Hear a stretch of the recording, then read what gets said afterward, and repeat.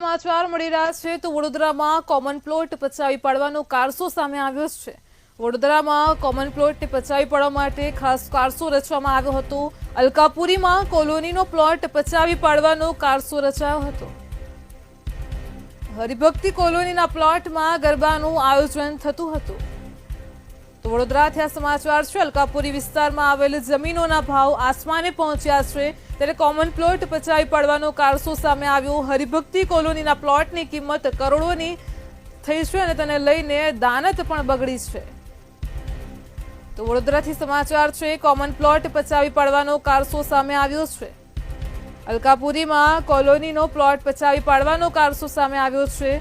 આ પ્લોટમાં નવરાત્રીનું ગરબાનું પણ આયોજન થતું હતું। તો હરિભક્તિ કોલોનીના પ્લોટમાં ગરબાનું ખાસ આયોજન થતું હોય છે।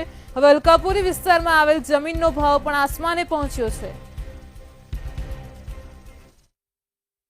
સર સયાજીરાવની કલાનગરી, ગુજરાતની સાંસ્કૃતિક પાટનગરી ગરબા માટે પ્રખ્યાત છે અને હવે શહેરોમાં જે સોસાયટીના કોમન પ્લોટ હોય છે તે સાંસ્કૃતિક કાર્યક્રમ માટે ઘટતા જઈ રહ્યા છે અને પ્રધાનમંત્રી કહે છે કે વિકાસની સાથે વિરાસત સાચવો।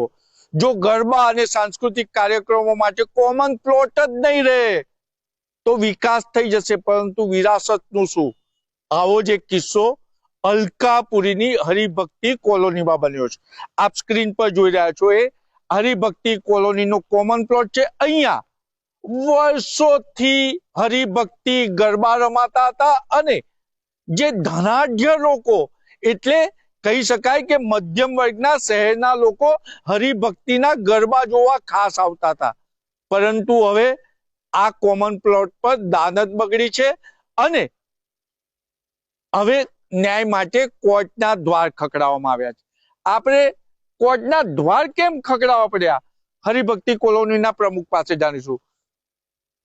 પ્રધાનમંત્રી વિકાસ સાથે વિરાસત સાચવવાની વાત કરતા હોય, અહીંયા ગરબા થતા હોય ને તમારે આ ગરબાના કોમન પ્લોટ માટે ન્યાયાલય કેમ જવું પડ્યું?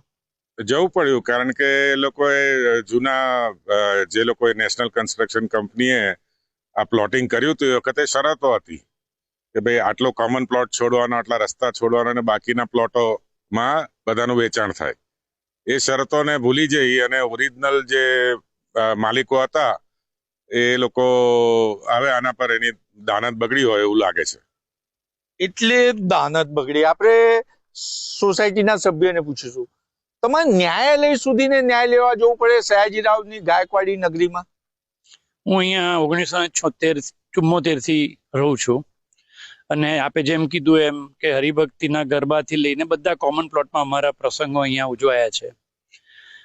અમને તો ખબર જ નહીં કે માલિકો હવે રહ્યા જ નથી, જેણે કોઈ અમને વેચ્યું એ કોઈ રહ્યા નથી। હવે એમના વંશધારો વ્હીલ કાઢે અને 7-12 લઈ આવે ને બધું, હવે અમને કોઈ મતલબ નથી। અમે એને કરાવેલી જમીન લીધી, ઘર બાંધી દીધા, રસ્તા આવી ગયા, કોમન પ્લોટ હતો તો અમે અહીંયા આવ્યા।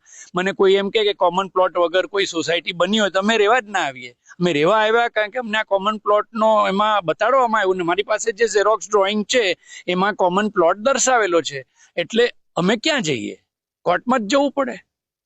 કોર્ટમાં જ જવું પડે। આપણી સાથે વકીલ અમિત દાદાવાલા છે। સીધું તમારે કોર્ટ સુધી જવું પડે, નીચે બી પગથિયા છે, તો ન્યાયાલય સીધા તમે કેમ પહોંચી ગયા? બધા નીચેના પગથિયા છે ને લોકો ચાલીને ઘસી નાખ્યા છે। આ લોકો આમ નાગરિક છે, પેલા લોકો પૈસાદાર લોકો છે, એટલે પૈસાદાર લોકોએ પૈસાની વગ વાપરી હોય, બની શકે એવું, મારી પાસે એવો કોઈ પુરાવો નથી, પણ એ બધા જ પગથિયા ઘસી ગયા છે। એ જેટલી બી સરકારી અધિકારીઓ પાસે, કચેરીઓ પાસે સત્તા છે કે જે સોસાયટીના હિતમાં અને જમીન માલિકોના હિતમાં, હું કોઈ એકની વાત નથી કરતો, બેવની વાત કરું, આમાં કોઈનું હિત નથી સચવાયું।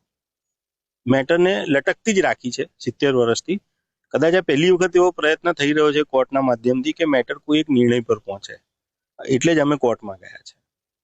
એટલે અમે કોર્ટમાં ગયા છે, પરંતુ સવાલ એ ઉભો થાય છે કે જ્યારે વડોદરા શહેરમાં હવે નવરાત્રી નજીક છે અને જ્યારે શહેરમાં કોમર્શિયલ ગરબાનું ચલણ વધી રહ્યું છે, ત્યારે હરિભક્તિ ગરબા જે 70 વર્ષથી આ કોમન પ્લોટ હતો, ખરેખર તો કોમન પ્લોટ હતો તો એની સાચવવાની જવાબદારી તો મહાનગરપાલિકાની પણ બને છે।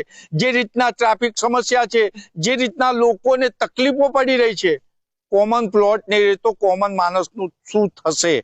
કેમેરામેન મિલિંદ મहिले સાથે નિલેશ બ્રહ્મભટ્ટ,